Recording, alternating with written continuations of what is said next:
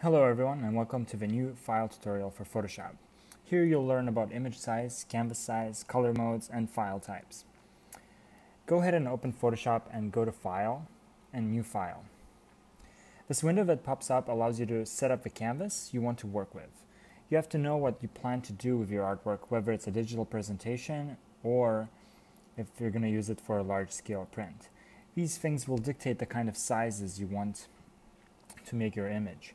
For this example, I will go ahead and prepare a file for printing. I will select US paper from this drop-down menu and input my own dimensions for the canvas. I'll match the Arches canvas, which is 30 by 22 inches. Below the canvas dimensions, what you see is the resolution parameter. This parameter controls the number of pixels that are assigned for each real-life unit of dimension. In this case, it's inches. The higher the pixel per inch, the higher the quality of the print will be.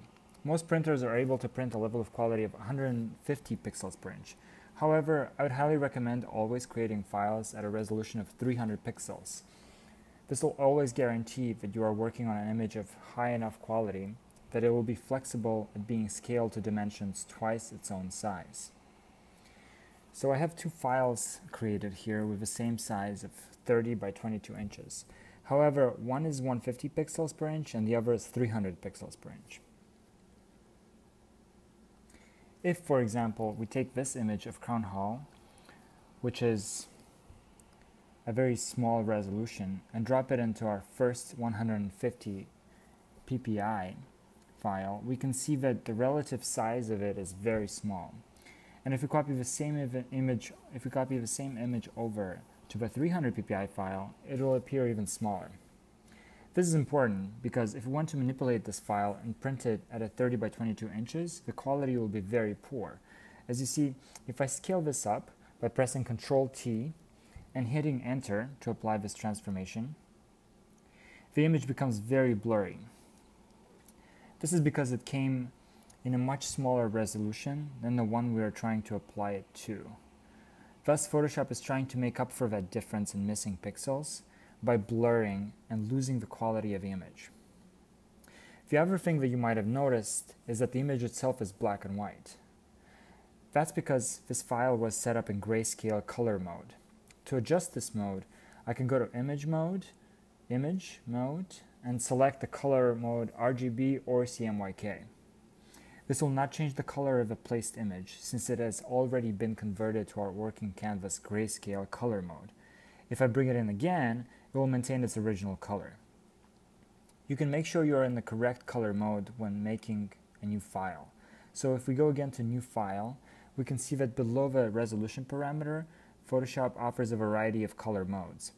Grayscale for black and white images, RGB for digital projection images, and CMYK for printing. You can read up online more details about the difference between CMYK and RGB. However, the one thing you need to know is that if you plan to print it, it's best to create files in CMYK, since those will best represent the final printed product. And now let's try to save one of the files. We will do a Save As. Here you can choose a series of Photoshop file types. The first file type is PSD. This is your standard Photoshop file. You can rely on it saving all your Photoshop progress. It will produce large file size containing all your layers, masks, effects, guides, and so on. You should always save your progress on your drawings as a Photoshop file. The other one you need to know about is the Jpeg file. Contrary to your Photoshop file or the PSD, this one flattens all of your Photoshop work into one single image. These files are much smaller size, so they're used as a copy file saves for digital viewing only.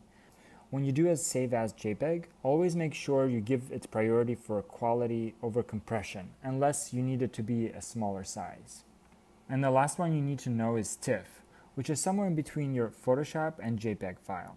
TIFFs are not flattened since they maintain the layers information from Photoshop, and they are not compressed like JPEG files are. Thus, they have an increased file size and an increase in quality. These are used for printing and storage. But remember to always keep your original Photoshop file, since that is the one that contains all your work and your progress. JPEGs and TIFF files should be done as a save as and maintained only as a record of your progress.